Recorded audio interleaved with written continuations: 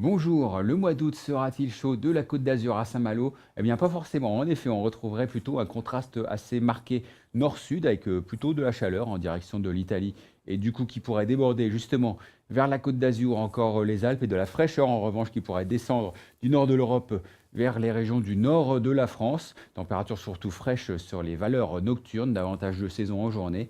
Et côté précipitation, donc une relative sécheresse qui devrait persister sur pas mal de régions, un petit peu moins tout de même entre les Pyrénées et les frontières de l'Est, avec une tendance orageuse tout de même assez marquée dans l'ensemble au cours de ce mois.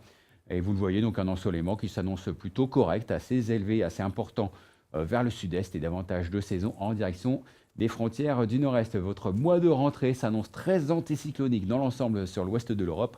Résultat, un temps bien sec sur la plupart des régions, en particulier entre les Hauts-de-France et les Pyrénées. Des températures également élevées pour la saison, plus d'1 degré d'excédent sur la plupart des régions, peut-être un petit peu moins en direction de la Corse et un ensoleillement qui s'annonce important sur l'ensemble du pays. Octobre s'annonce beaucoup plus contrasté avec de la fraîcheur sur le nord de l'Europe qui pourrait un peu déborder vraiment sur l'extrême nord de la France et de la douceur humide autour de la Méditerranée qui devrait déborder assez largement sur le quart sud-est avec par contre des orages, des épisodes cévenols et méditerranéens probables justement autour du golfe du Lion jusqu'à la Corse.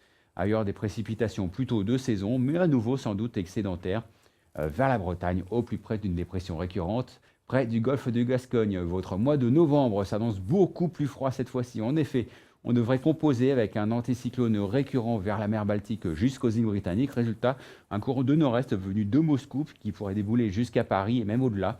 Et donc un temps froid, une vague de froid même probable assez précoce, assez sèche tout de même, donc assez peu de neige en plaine, plutôt cantonner cette neige au sud des Alpes et de l'humidité en revanche qui devrait concerner la Méditerranée, débordant donc assez largement vers la Côte d'Azur ou encore près du golfe du Lion, avec des pluies sans doute excédentaires sur ces régions. Décembre s'annonce plutôt de saison finalement, côté température en tout cas on n'attend pas vraiment d'écart important sur la France, de la fraîcheur plutôt cantonnée ici au Proche Atlantique, de la douceur vers la mer Noire.